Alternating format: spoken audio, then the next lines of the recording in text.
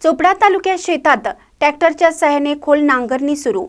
चोपडा तालुक्यात उन्हाळी हंगामातील शेतातील पीक काढणी झाल्यानंतर रिकामी पडलेल्या शेतात शेतकरी ट्रॅक्टरच्या सहाय्याने खोल नांगरणी करताना दिसत आहेत।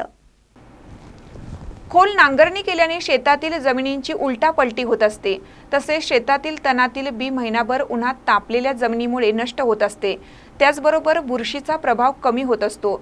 जळगाव जिल्ह्यात चोपडा तालुक्यात उन्हाचा पारा 44 ते 45 पर्यंत जात असल्याने खोल नांगरणीमुळे शेतातील जमीन लखलखत्या उन्हात शेकली गेल्याने पेरणीपूर्व शेती कामाला वेग येतो व पेरणीनंतर शेतात होणाऱ्या तणाच्या व बुरशीजन्य रोगाचा प्रभाव कमी होत असल्याने शेतकरी ट्रॅक्टरच्या साहाय्याने शेतात खोल नांगरणी करून महिनाभर ऊन खाण्यासाठी सोडून देतो। जमिनीवर कुठलीही पेरणी करत नाही। पावसाळ्यातच शेती कामाला वेग येतो। दादा, आपल्या शेतामध्ये आता नांगरटी केली जाते, त्या नांगरटीचा काय फायदा आहे? असा फायदा आहे त्याच्यावाला, ते आपलं आपलं शेतीची मेहनत चांगली होऊन जाते।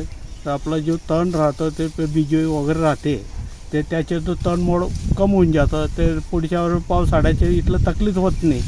हां, आणि बुरशीनाशक जो लागते आपल्याला ते बुरशीनाशक कमजोर होऊन जातं, शेतीची चांगली मेहनत होऊन जाते। आणि जे खोल नांगरटीमुळे ते पूर्ण 1 महिना ऊन ऊन तापमान होऊन जातं, जमीन चांगली तपून जाते। म्हणजे पुढच्या पावसाळ्याच्या टायमाला रब्बीच्या आपलं पावसाळ्याच्या पिकाला ते अडचण येत नाही। शेतीची मेहनत चांगली होऊन जाते। मग आपण पेरणीची तयारी कधीपासून करता? आपण आता जूनपासून 7 जूनला तर काही होत नाही। आता 21-22 जूनपर्यंत तेव्हा होते। आता फक्त नांगरटी करून नांगरटे वगैरे कपाशी वगैरे मेच्या 20-22 पर्यंत मेच्या लागवड कपाशीच्या लागवड होऊन जाते। बरोबर।